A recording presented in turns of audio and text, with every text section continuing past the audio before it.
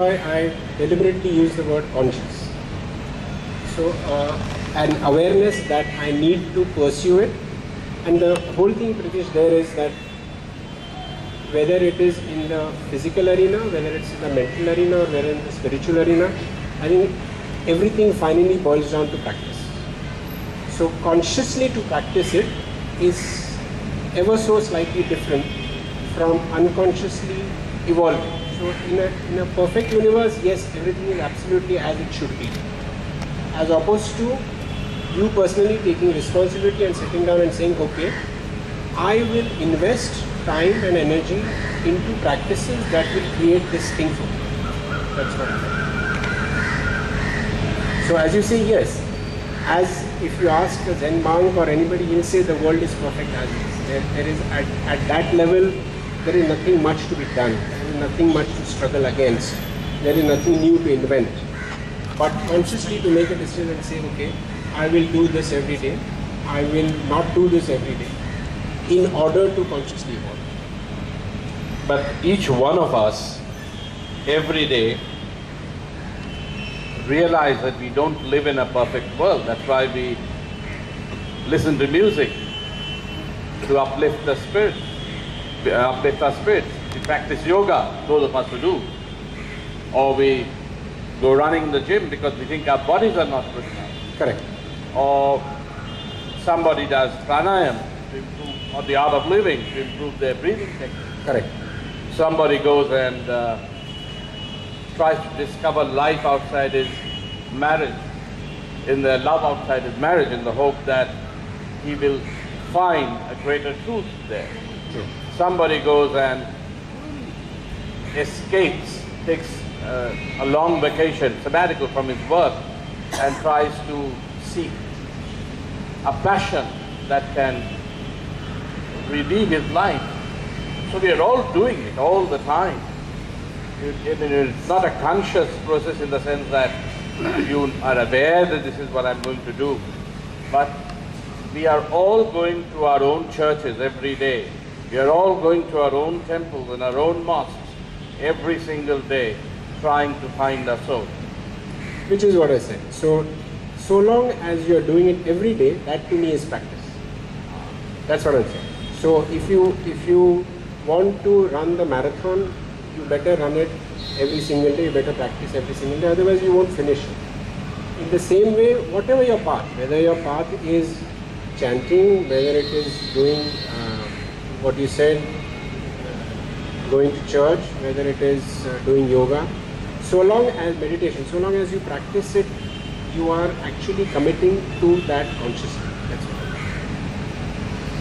No, when I said church or mosque or temple, I meant the church or mosque or temple of the human mind, of the human body. Yes. We are all kind of visiting that every day, trying to seek redemption for ourselves, constantly. I think the difference is between you saying whether I run every day or I don't run. I want to be healthy and therefore I practice running. As opposed to a person who doesn't run. He might know it that I must be healthy and therefore I must run, but he doesn't run. He doesn't practice running. That's the fundamental. Yeah, because a lot of people believe that once I finish with my career and I have some time on my hands, I'll become a marathon runner. Or I will look after animals.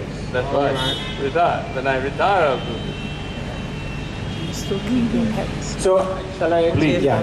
So this is what I'll do is I'll read 3 passages for each of these. Now this is the first character. This is Arjun, and Arjun has been in Pune all his life. He's led a sheltered life.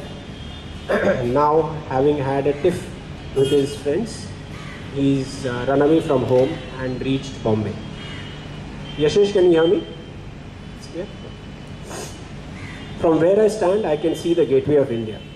It's like visiting a childhood geography book, watching the flat 4-color illustrations come alive as 3D stone structures. I walk up to the structure and stand in the center, neck bent backward so I can see the huge dome. The pigeons float in the light, then merge with the shadows, playing hide and seek with themselves. The sound flutters in circles. It's a door through which the last British battalion walked out of India. It's my door to a grown-up life. I sit on the stone parapet and stare at the harbour. There are several islands with their rocky backs exposed to a cloudless sky. Their hardness is offset by the soft blobs of seagulls bobbing on the liquid sky of the sea. Sea, water, waves. 3 words, 1 reality. Chai, chai, chai, garam chai. Now I understand. This is where Mr. Mistry must have realized everything was waves. But the waves in Goa were different. They rushed to touch the moist skin of the beach, licked the surface, buried themselves in the porous softness. The waves made love to the beach. Here, they keep bashing their heads on the stone. Photo bhaiya, instant photo. The waves here are like the people around me. The people sell tea from flasks, sell photos, sell salted peanuts, sell balloons, sell peacock feathers with their large, ever-alert black irises. Over time, I will meet others who sell marijuana, cocaine, their own bodies. It's a stage for human beings to transact. Decide if it's worth it, then buy or sell. They never give up. Eventually, they believe their stone-clad destiny will crumble against their relentless head bashing. Will I be another warrior of Bombay, butting at imagined walls of destiny, never giving up? Or will I admit defeat and retreat to my womb in the Wada? I sit under the sun, close my eyes. Who am I? In this gigantic city, nobody knows the Ayurvedic sage of Sadashiv Peth and his son. Nobody gives a damn, a fuck if I was to borrow from Dhruv, if I can recite the Bhagavad Gita, or feel someone's pulse and diagnose if the person was of a Vat, Pitta or Kapha constitution. Who am I except one more drop in a wave in the sea? So that's Arjun, who is now asking that question, who am I, from himself, out of his locus of his identity is not outside. The locus of his identity is inside himself, and that is why he is forced to ask, who am I? Can I read one more?